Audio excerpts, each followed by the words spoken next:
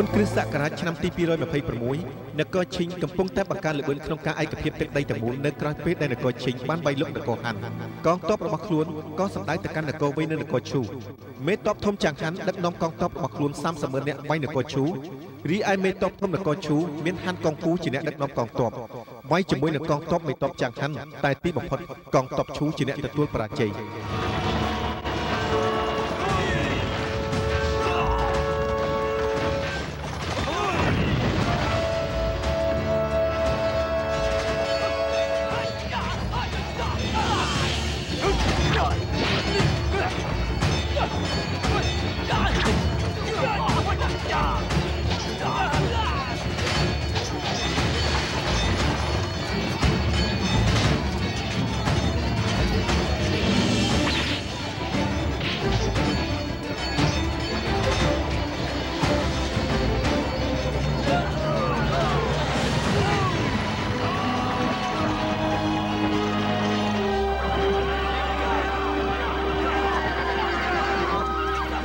សំឡប់ទាំងអស់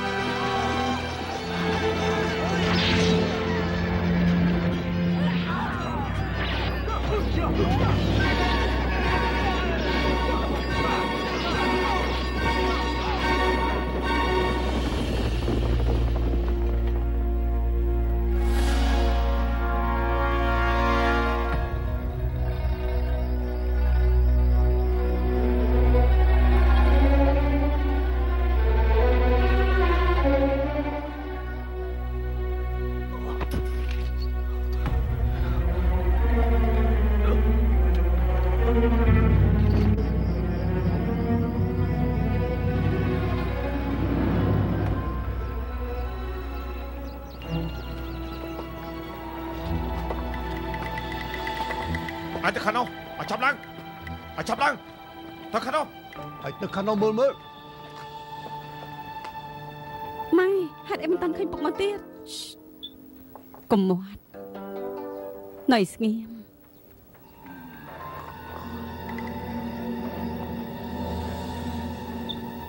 ស្ដាប់ម៉ែណាកុំចាញ់មកឲ្យសោះពួកឯងចាំមើលខាងនោះមើល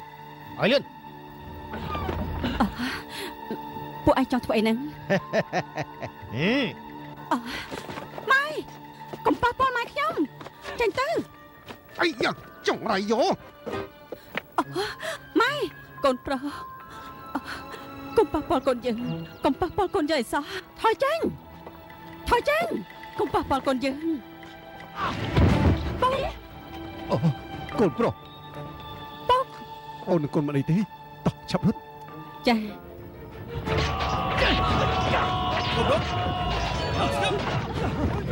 Skip! Cho! Tam! Chốt! Này! Chọc tới nó! Chọc lỏng ấy! Nhỏ! Chập tóm! Chập tóm! Chập tóm! Đứng lên! Chộp sơn!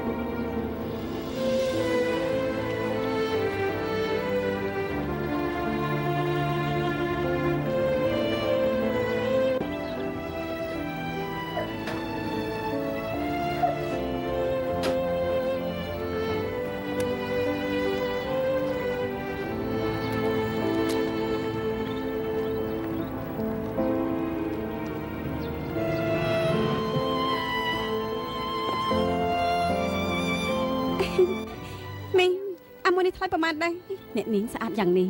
ខ្ញុំលក់ឲ្យគេ12កាក់តែបើអ្នកនាងវិញខ្ញុំលក់តែ10កាក់ទេប៉ុន្តែមីងខ្ញុំមិនបានយកប្រាក់ចុកក្នុងច្រើនយ៉ាងនេះទេស៊ីនេះចូលចិត្តស្នេហ៍សក់នេះមែនទេ10កាក់ក៏10កាក់ទេខ្ញុំទិញជូនគិតប្រាក់ទេលោកទិញឲ្យអ្នកណាជ្រាបលោកខ្ញុំមិនត្រូវការទេ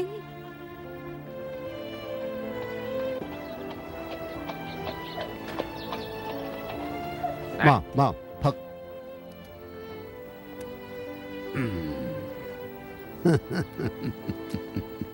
ណែតិចទៀតពួកយើងទៅមើលអាល្អិតនោះមើលបាន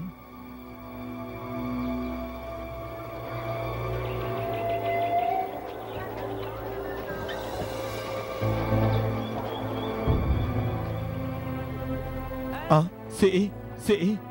នេះកុំអត់ទៅណាខ្ញុំចង់និយាយជាមួយនាង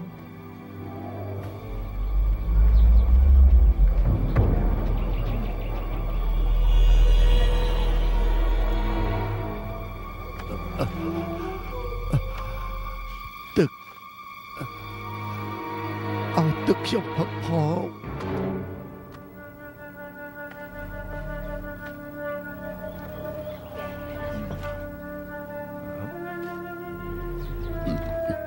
នេះប្រាក់អរគុណ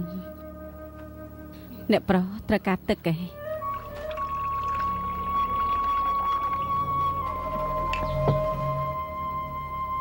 ទឹកនេះទឹក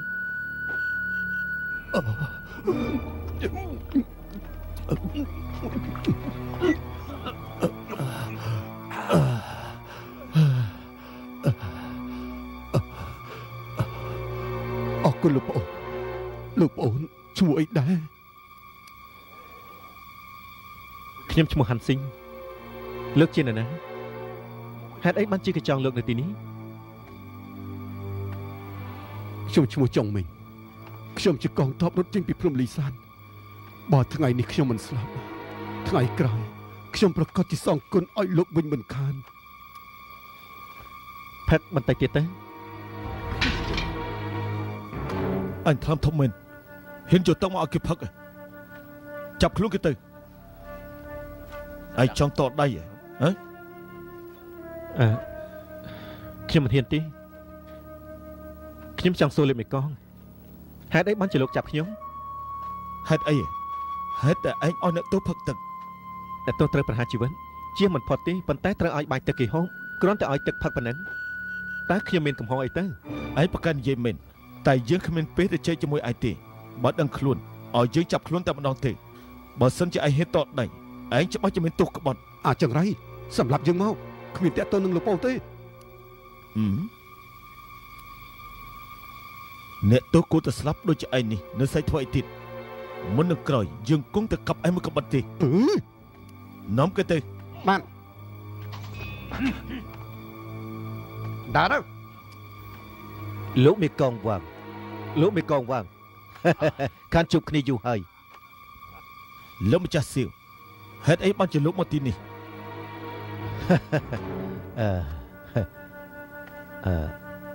លោកមេកង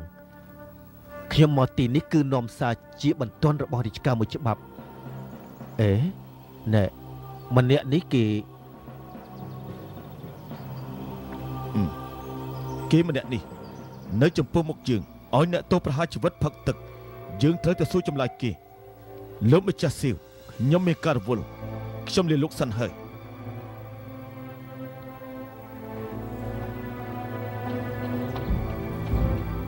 ណែលោកមីកងហេតុអីបានជាលោកណែទៅប្រកាន់មនុស្សកពិចកពុកដូចគេអញ្ចឹងធ្វើអីលោកឃើញទេខ្ញុំធ្វើដំណើរពីយាមឥឡូវឃ្លានណាស់ចង់ជើញលោកពិសាស្រាជាមួយគ្នាម្ដងលោកមិនផ្ដល់កិត្តិយសឲ្យខ្ញុំទេមិនមែនទេគឺខ្ញុំមិនចង់ឲ្យលោកចំណាយប្រាក់អាយ៉ាយើងសុទ្ធតែគ្នាឯងទេអញ្ជើញលោកប្អូនពីរនាក់នេះទៅជាមួយផងទៅហ៎យើងតែគ្នាលោកម្ចាស់សៀងជិះទៅហើយយើងគួរតែសម្ដែងការគួរសមទៅជាមួយគ្នាទៅចេញពីទីនេះទៅអូបាទ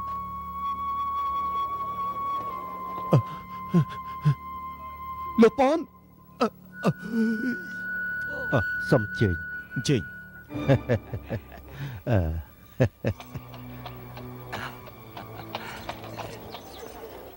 ចៃយ៉ាងបានទៅតាមខ្ញុំយ៉ាងនេះទៀតខ្ញុំប្រាប់ឲ្យហើយប្រយ័ត្នខ្ញុំស្រែកណា នាងស្រែកចុះនាងចង់ស្រែកខ្លាំងទេដើម្បីឲ្យគេគ្រប់គ្នាដឹងថាជាយ៉ាងខ្ញុំស្រឡាញ់នាងតើនៅណាហ៊ានដឹងនាងទៅហ៎ខ្ញុំជួយស្រែកឲ្យនាង លែងដៃខ្ញុំទៅលែងដៃ ណែឆាប់ម្នាក់មកឆាប់ម្នាក់មកឆាប់ម្នាក់មក ខ្ញុំសង្វរលែងដៃខ្ញុំទៅ ណែអ្នកទាំងអស់គ្នាឆាប់ម្នាក់មកឆាប់ម្នាក់មកឆាប់មកជិតខ្ញុំមកឲ្យលឿនឡើងអាយ៉ាហី ដួលចាំបានសំមុខពីអើយហ្នឹងសំមុខអើយនេះតើហើយអ្នកប្រជេអ្នកប្រជេសំទោសខ្ញុំប្រហែសពេកទើបប៉ះត្រូវអ្នកប្រុសណាសំទោស គឺឯងទេឯងមានចេតនាមែនទេហ៎ ខ្ញុំមិនហ៊ានទេម្ដាយខ្ញុំធ្វើការជួយអ្នកប្រុសខ្ញុំហូបបាយក៏ពឹងលើអ្នកប្រុសដែរ ណែទៅកុំមករំខានយើងឆាប់ទៅសេអ៊ីអ្នកប្រុស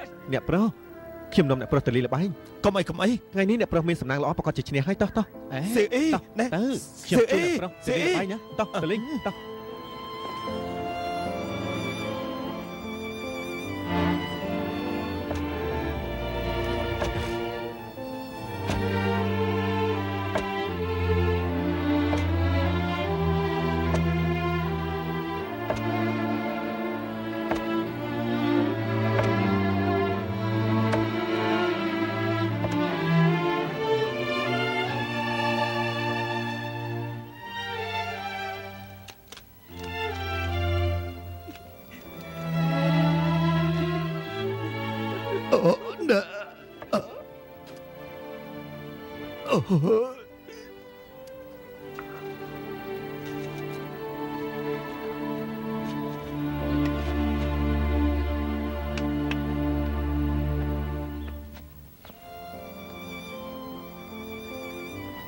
អ្នកប្រុស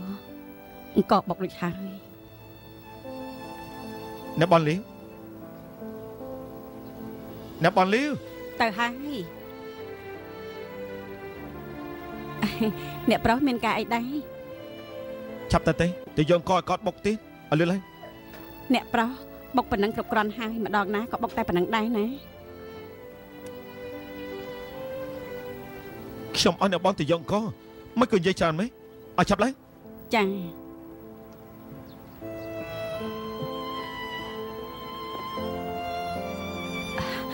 អ្នកប្រុសខ្ញុំធ្វើអីមិនត្រឹមត្រូវបានជាអ្នកប្រុសខឹងមែនទេ បើអ្នកបងសួរខ្ញុំប្រាប់អ្នកបងចុះពេលទៅវិញណែនាំហានស៊ីងថ្ងៃក្រោយទៅឲ្យឆ្ងាយពីអ្នកនាងលីបន្តិចទេបើមិនចឹងទេអ្នកបងច្បាស់ជាមានបញ្ហាហើយ អ្នកប្រុសនិយាយនេះខ្ញុំមិនយល់ទេកូនប្រុសខ្ញុំនិងអ្នកនាងលីមានរឿងអីកើតឡើង អ្នកបងទៅវិញសួរហានស៊ីងច្បាស់ជាដឹងហើយ មកនេះមកនេះ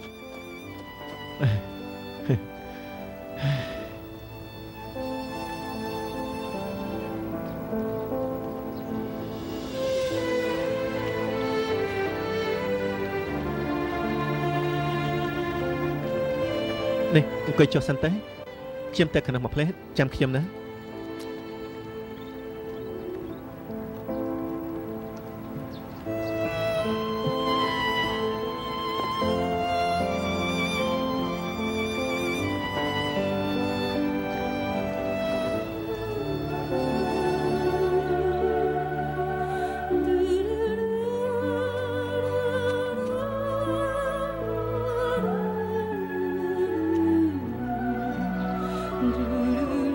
អ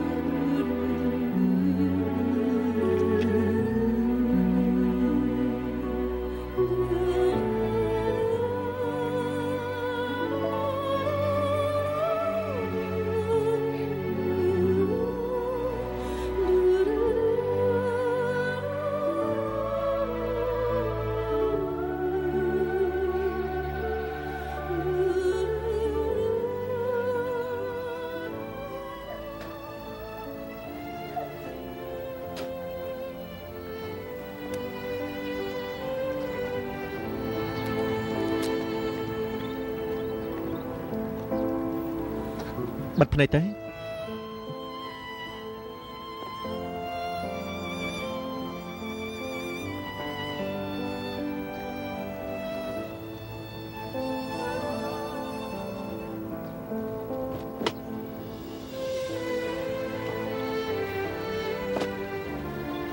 មើលមើល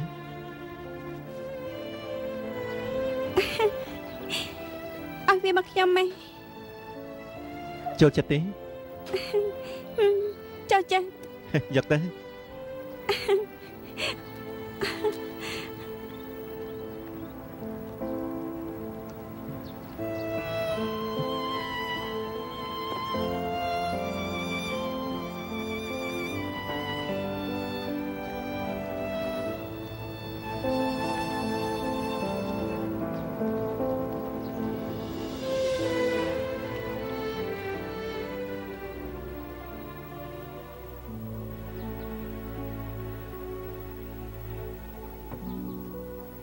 មក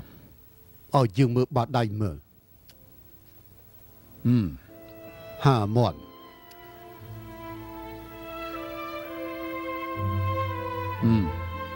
ឲ្យមកអង្គុយខាងនេះសិនមកអរគុណលោកគ្រូប៉ែន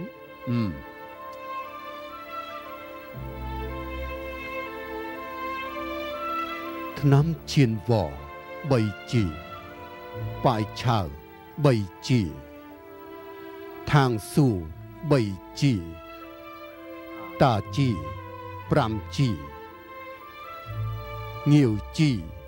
5G ចិនធានាថ្ងៃនេះត្រឹមនេះចុះ ចេះ មកខ្ញុំជួយ អរគុណ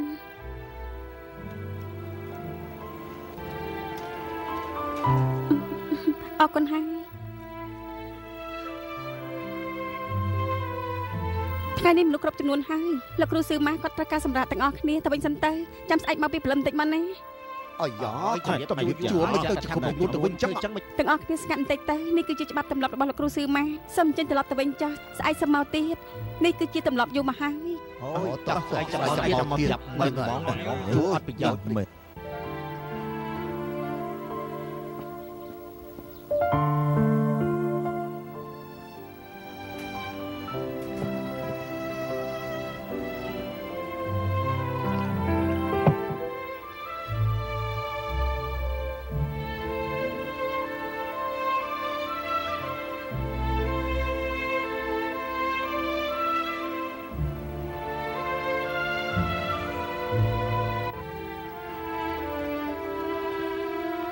រាល់ថ្ងៃឯងមកទៀងទាត់ណាស់ចុះហេតុអីថ្ងៃនេះឯងមកយឺតការពិតគឺវាអញ្ចឹង បើគុំតែបានជួបលោកសៀវដែលទើបតែមកដល់នោះប្រហែលជាខ្ញុំមកមិនរួចទេ ឯងបានជួបម្នាក់នេះគឺជាសំណាងរបស់ឯងបើមិនចឹងទៀតឯងត្រូវពេញនៃ30ដំបងប្រកាសជាចុកចាប់ពេញខ្លួន លោកគ្រូស្គាល់ម្នាក់នេះដែរ មិនត្រឹមតែស្គាល់ទៀតពួកយើងជាមិត្តចាស់ទៀតផងណែបើយើងស្មានមិនខុសទៀតយប់នេះគាត់ប្រកាសជាមកលេងនឹងយើងអ៊ីងថាវ៉ាបន្តិចទៀតនេះទៅផ្សារទិញស្រាមួយប៉ាន់មកហើយទៅទិញសាច់ឆ្កែបាន2-3ដុំដើម្បីមកទទួលភ្ញៀវគេរយុះណាស់ ចាស់លោកគ្រូ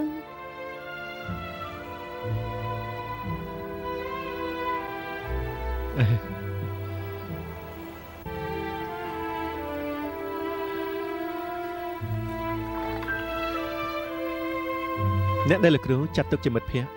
ប្រហែលជាមិនមែនធម្មតាទេខ្ញុំក៏ចង់ស្គាល់គាត់ដែរ វាសនាមនុស្សគឺស្រេចទៅលើនិស្ស័យអ្នកទាំងពីរធ្វើបទតែមាននិស្ស័យតែត្រូវរាប់អានគ្នាដោយស្មោះចំពោះនិស្ស័យមិនទាន់មកដល់ឯងទៅវិញចុះ ថ្ងៃនេះលោកគ្រូអត់បញ្យល់មេរៀនដល់ខ្ញុំទេ អ្វីដែលយើងរៀននោះបានបញ្យល់ទៅឯងចិត្តអស់ហើយគ្មានអ្វីដែលត្រូវបង្រៀនទៀតទេចំពោះថ្នាំឬឈើឯងដូចជាមិនចាប់អារម្មណ៍សោះថ្ងៃក្រោយឯងមិនចាំបាច់មកទៀតទេរៀនក្បួនសឹកសំខាន់គឺចេះយកមកប្រើមិនមែនថារៀនហើយនឹងចេះយកមកទុកនៅក្នុងគម្ពីរចោលនោះទេខ្លួនឯងត្រូវតែស្វែងយល់ខ្លះផង អញ្ចឹងលោកគ្រូខ្ញុំសូមយកកាពីសឹករបស់គ្រួសារសឺម៉ាទៅមើលបានទេ អើ តែម្ដាយឯងមិនឲ្យឯងរៀនកពីសឹកទេបើគាត់ដឹងថាប្រហែលឆ្នាំនេះឯងនៅកន្លែងយើងមិនមែនរៀនវិជ្ជាពេទ្យនោះហើយបែរជារៀនកពីសឹកគាត់ប្រកាសជាមិនអត់ឲ្យយើងមិនខាន ដល់ពេលនោះយើងប្រហែលជាត្រូវមាត់ដោយសារតែឯងនឹង មិនអីទេម្ដាយខ្ញុំគោរពលោកគ្រូណាមានរឿងអីតែថាឲ្យលោកគ្រូនោះខ្ញុំយកទៅតែមិនឲ្យម្ដាយខ្ញុំដឹងទេ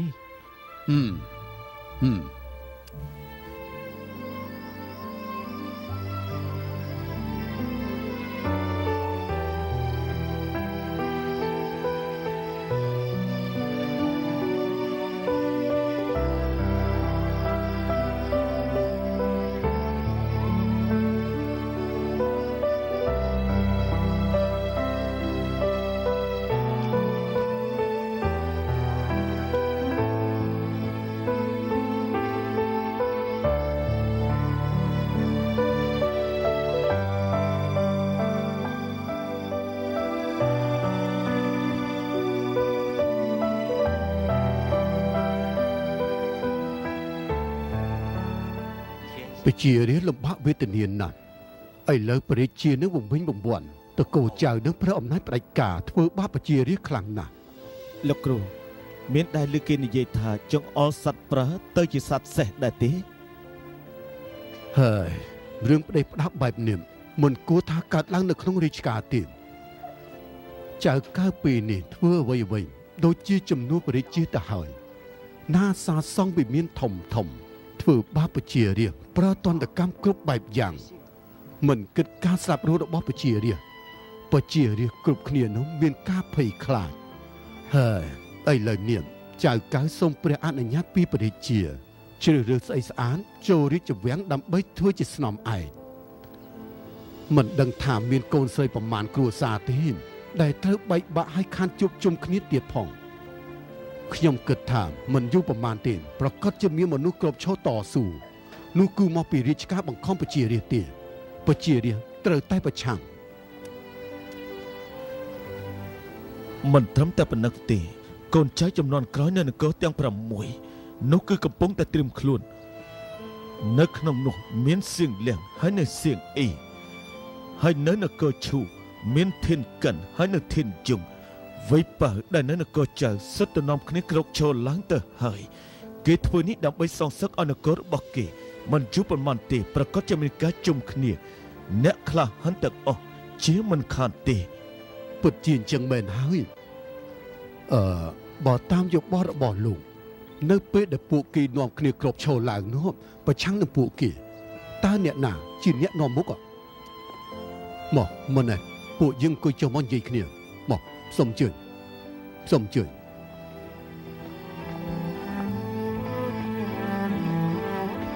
សូមអញ្ជើញសូមអញ្ជើញ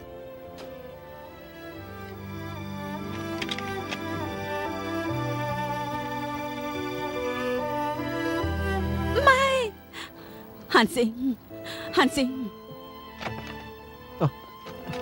ម៉ែកូននៅទីនេះ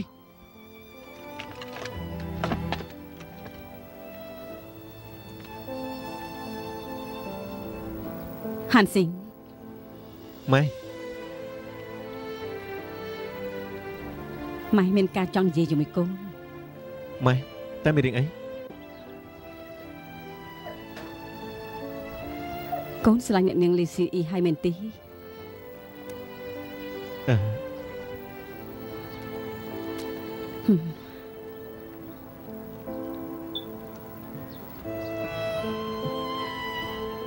កូនចង់ស្ដីត្រឹងនាងឯងគ្រួសាររបស់យើងក្រណាស់បានស្អីទៅដឹងគេបើកូនដឹងជាការល្អហើយសៀវអ៊ីជាកូនស្រីល្អរូបរាងស្អាតត្រឹមត្រូវចិត្តល្អទៀតផងក៏ប៉ុន្តែនាងជាកូនលោកមន្ត្រីពួកយើងជារាជសាមញ្ញមិនសមគ្នាទេពួកយើងមិនត្រូវឲ្យគេមើលងាយទេឪពុកនាងគ្រាន់តែជាមេភូមិប៉ុណ្ណោះឋានៈមិនមែនជាមន្ត្រីធំឯណាទោះជាមិនគិតពីរឿងឋានៈរបស់ឪពុកនាងក៏បានដែរប៉ុន្តែកូនដឹងទេអ្នកប្រុសចាស់ក៏ស្រឡាញ់នាង ពួកយើងបានអីទៅប្រជែងជាមួយគេ បើមិននិយាយចឹងទៅហើយកូនត្រូវតែប្រជែងចៃយ៉ុងគ្រាន់តែជាមនុស្សចោលមកសៀតម្នាក់គេជាអ្នកកាប់ជ្រូករកស៊ីមានបានប៉ុណ្ណឹងមានអីអស្ចារ្យទៅឯខ្ញុំជាអ្នកប្រុសនៅក្នុងរាជវាំងទៀតម៉ែប្រាប់កូនប្រមាណលើកទៅហើយឋានៈរបស់យើងគឺជារឿងពីមុនទេឥឡូវនេះយើងជាប្រជារាស្ត្រសាមញ្ញសូមឲ្យបានតែសុខមានការហូបចុកគ្រប់គ្រាន់បានហើយយើងមានស្អីទៅប្រជែងជាមួយគេកូនធ្វើនេះនាំគ្រោះដាក់ខ្លួនណាតែកូនមិនអស់ចិត្តទេមិនអស់ចិត្តក៏ត្រូវតែអស់ចិត្តដែរតាំងពីឪពុកកូនស្លាប់ទៅម៉ែក៏លែងគិតអ្វីៗទៅហើយសូមឲ្យតែម៉ែរក្សាកូនធំអត់បានសោកទៅគ្រួសារយើងមានបាយហូបចុករាល់ឋានៈឬបុណ្យស័ក្តិ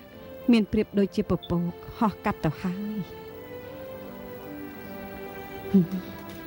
ម៉ែឃើញកូននៅជាមួយលោកគ្រូស៊ឺម៉ាយូរឆ្នាំដែរតែដូចជាមិនយល់អីបន្តិចសោះកូនអានថ្នាំឬឈើពី3មុខឲ្យម៉ែស្ដាប់ទៅមើលបាទ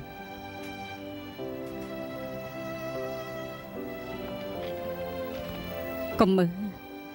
សូត្រទៅ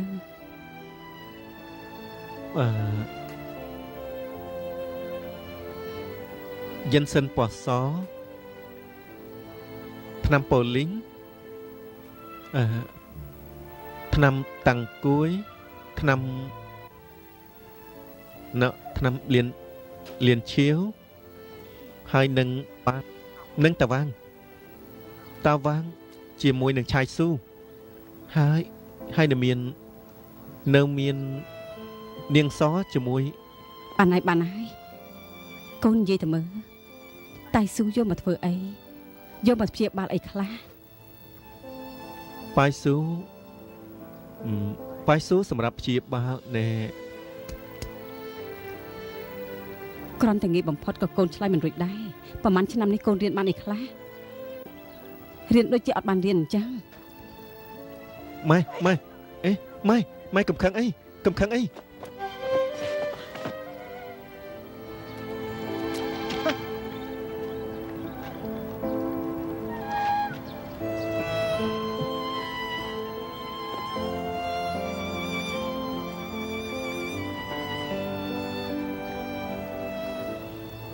ែ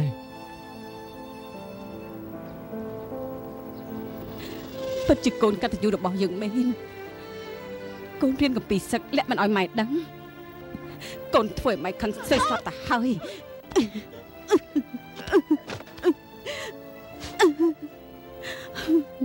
កូនខំរៀនកំពីសឹកនេះហើយកាន់កបិតវែងដើម្បីសងសឹកជូនពងម៉ែមានដឹងទេត្រឹមត្រូវណាស់ម៉ែមិនគួរវាយកូនមិនគួរខាត់កូនមែនទេកូនទៅចុះកូននៅឪពុកកូនតាំងខ្លួនជាអ្នកក្លាហានទៅចុះម៉ែចាត់ទុកថាគ្មានកូនប្រុសដូចកូនទេម៉ែកូនខុសហើយសូមម៉ែកុំខឹងនឹងកូនអីពុកកូនស្លាប់ចោលម៉ែតាំងពីកូននៅតូចម៉ែសង្ឃឹមថាមានកូននៅកំដរម៉ែប៉ុន្តែកូនគិតតែពីរឿងផ្សេងម៉ែមានសង្ឃឹមអីទៀតហើយម៉ែរស់នៅមានន័យអីទៀតទៅម៉ែកូនខុសហើយម៉ែកូនខុសហើយកូនលែងហ៊ានទៀតហើយម៉ែកុំដេញកូនអីកូនក៏បានសន្យានឹងពុកដែរពុកលោកម្ចាស់ត្រឹមតិចទៅលោកម្ចាស់អូនលោកម្ចាស់បងក្រែងបងខ្លាចដែរបងខ្លាចមិនបានជួបអូនទៀតទេកូនប្រុសរបស់យើងបងបកគលឲ្យអូនហើយទោះជាលំបាកយ៉ាងណាអូនត្រូវតែថែរក្សាគេឲ្យបានពេញវ័យឲ្យគេបន្តកិច្ចការគ្រួសារតកូលហានយើងពុកកូនមិនឲ្យពុកស្លាប់ទេពុកមិនស្លាប់ទេកូនមិនឲ្យពុកស្លាប់ទេពុក លោកម្ចាស់ ក្នុងនាមជាកូនប្រុសមិនត្រូវខ្លាចស្លាប់ទេ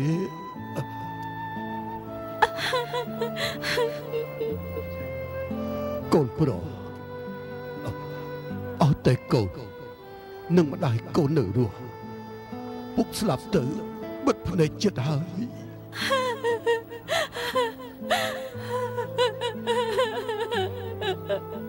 កុំយំហាន់ស៊ីកូនកុំយំអីកុំយំហាន់ស៊ីទឹកភ្នែកមនុស្សប្រុសមានតម្លៃដូចជាមាសមិនត្រូវស្រក់ទឹកភ្នែកងាយៗទេស្ដាប់បានទេកូនសម្លាញ់ពុក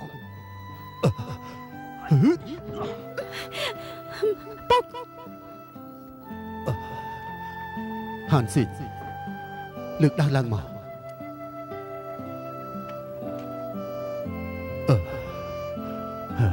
នេះជាដើមប្រចាំតកូលរបស់យើងដើមនេះនៅជាមួយពុកយូរឆ្នាំឆ្លងកាត់គ្រប់សមរភូមិឥឡូវនេះពុកបកូនទៅឲ្យកូនតែកូនត្រូវតែចាំណា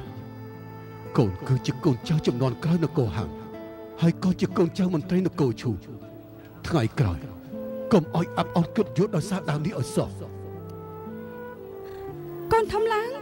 កូននឹងខ្លាចខ្លួនជាមេតបធំដូចជាពុកអញ្ចឹងកូននឹងសងសឹកជន់ពុកឲ្យតតែបានល្អណាស់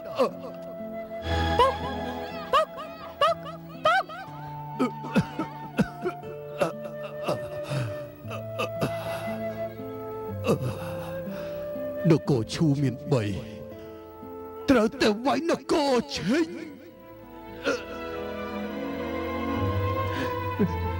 ម៉ែ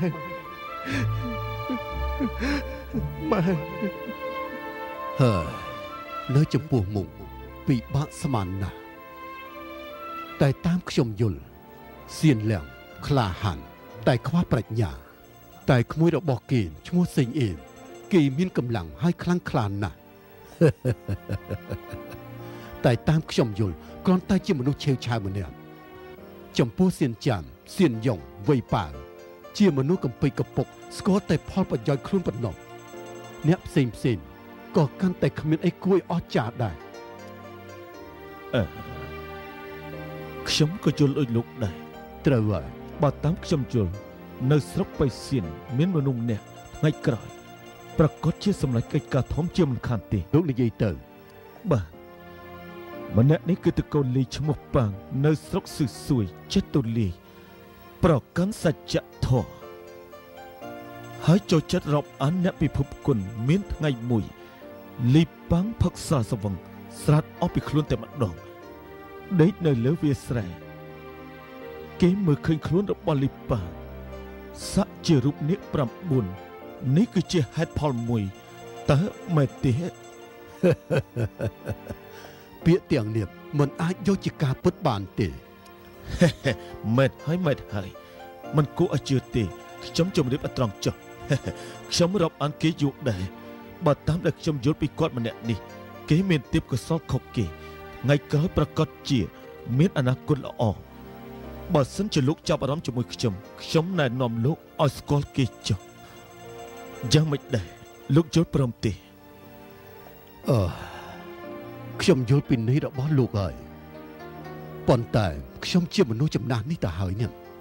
ចំពោះរឿងនៅក្នុងលោកនេះខ្ញុំក៏មិនលូកដៃដែរបើអង្គុយនិយាយលេងចេះតែបានតែឲ្យខ្ញុំទៅលូកដៃនោះគឺមិនអាចទេមិនអាចជាដាច់ខាតតាមពិតលោកក៏ជាមនុស្សចំនួនក្រោយដល់ពូកែដែរក្នុងការស្រាវជ្រាវវិធីធ្វើសឹកលោកមានប្រាជ្ញាជ្រាលជ្រៅមានទេពកោសល្យល្អបែរជាដកខ្លួនចេញពីរឿងទាំងអស់នេះពិតជាគួរឲ្យស្ដាយណាស់ហើយខ្ញុំមានការធុញទ្រាន់ការកាប់ចាក់នៅសមរភូមិថ្ងៃរះថ្ងៃលិចឲ្យតែមានអ៊ីងថាងនៅកំដរខ្ញុំគ្មានអីឲ្យស្ដាយនៅក្នុងឆាកជីវិតខ្ញុំទៀតទេគឺវាគ្រប់គ្រាន់ហើយប៉ុន្តែនៅចំពោះមុខខ្ញុំនឹងមានមនុស្សម្នាក់នេះ ម្នាក់នាងថ្ងៃក្រោយប្រកាសជាមិនធម្មតាទេ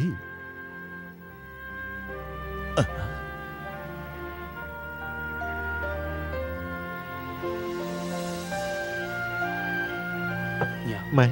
ពិសាទឹកទៅនៅចាំអ្វីដែលម៉ែនិយាយជាមួយកូនទេកូនចាំហើយនិយាយទៅមិនចង់បានបន្សាក់មិននិយាយពីក្បាច់គុណមិនប្រជែងជាមួយអ្នកដទៃមិនជំនាញជាប់ខ្លួនសម្រាប់សេចក្តីសុខបើបានជានៅចាំតើហេតុអីបានជានៅកុហកម៉ែខ្ញុំជាកូនចៅចំនួនក្រោយនៃមនុស្សរាជវង្សជាកូនចៅមេតបនគរឈូ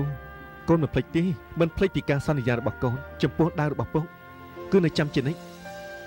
អញ្ចឹងចំពោះម៉ែកូនគិតយ៉ាងម៉េចម៉ែកូនត្រូវជូនកិត្តិយសទៅម៉ែថ្ងៃក្រោយបើសិនជាកូនមានអនាគតម៉ែក៏បានសេចក្តីសុខដែរម៉ែជឿកូនចុះកូនមិនកុហកម៉ែទេអ្វីទឹកក្តីសុខគ្មានគ្រោះថ្នាក់គឺសុខហើយសុខសាន្តគឺសុខហើយឲ្យតែរស់គឺសុខហើយពុកកូនកាលដែលនៅរស់គឺអស្ចារ្យទីបំផុតគឺយ៉ាងណាគាត់ស្លាប់តាំងពីអាយុ40ទុកចោលពីអ្នកម៉ែកូនយើងពិបាកប៉ុណ្ណាម្យ៉ាងទៀតមឹងធានគឺជាមេតបដល់ពូកែអ្នកណាក៏ស្គាល់ដែរតែទីបំផុតយ៉ាងណាដែរព្រោះរាជាប្រទានទោសឲ្យគេស្លាប់គ្រួសារគេជាង300នាក់បោះបង់គេចោលហាន់ស៊ីងាតើឲ្យម៉ែបញ្យល់កូនយ៉ាងណាទៅទើបកូនយល់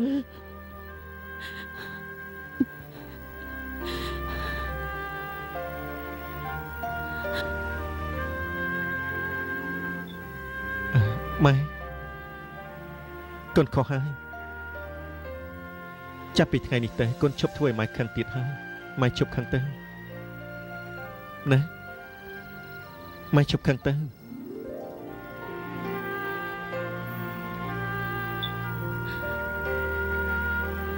ហាន់ស៊ីងថ្ងៃក្រោយកូនកុំកុហកម៉ែទីស្ដាប់បានទេបានម៉ែ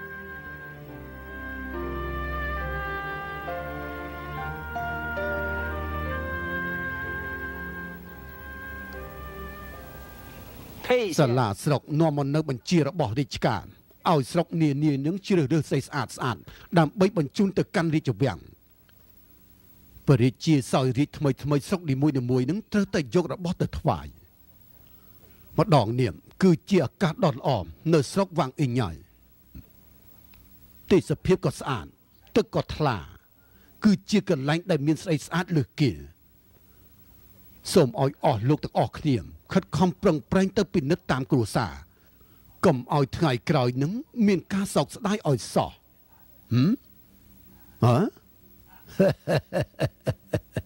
លោកម្ចាស់សូមលាសិនអញ្ជើញសូមជឿលោកម្ចាស់តើពេលណាទៅមកជូនចុងលីមីទៅកាន់ស៊ីយ៉ាងទេកុំអាបង្ខំយកទៅដាក់គុកសិនទៅពេលដែលជ្រើសរើសស្អីស្អាតបានហើយនឹងបញ្ជូនទៅសៀនយ៉ាងជាមួយគ្នាទៅខ្ញុំខ្លាចតែរឿងនេះមានការបញ្ឆ្ងាយចុងលីមីមិនមែនជាមនុស្សធម្មតាទេកាលគេនៅជាអ្នកនេសាទត្រីនៅវ៉ៃហឺគេចេញចូលនៅក្នុងទីផ្សារនៅក្បែរខ្លួនគេមានគ្នាច្រើនណាស់មានមនុស្សដែលមកខ្លាចស្លាប់បើសិនជាបង្ករឿងយើងពិបាកនឹងមកក្រាបគេណាលោកម្ចាស់យើងមានរឿងអីដែលត្រូវខ្លាចគេបើសិនជាគេហ៊ានបង្ករឿងកងទ័ពស្រុក 3000 នាក់នឹងចាត់ការពួកគេទាំងអស់តែម្ដងជំរាបទៅរាជការទៅនេះគឺជាស្នាដៃធំរបស់យើងហើយលោកម្ចាស់មានប្រសាសន៍ត្រូវណាស់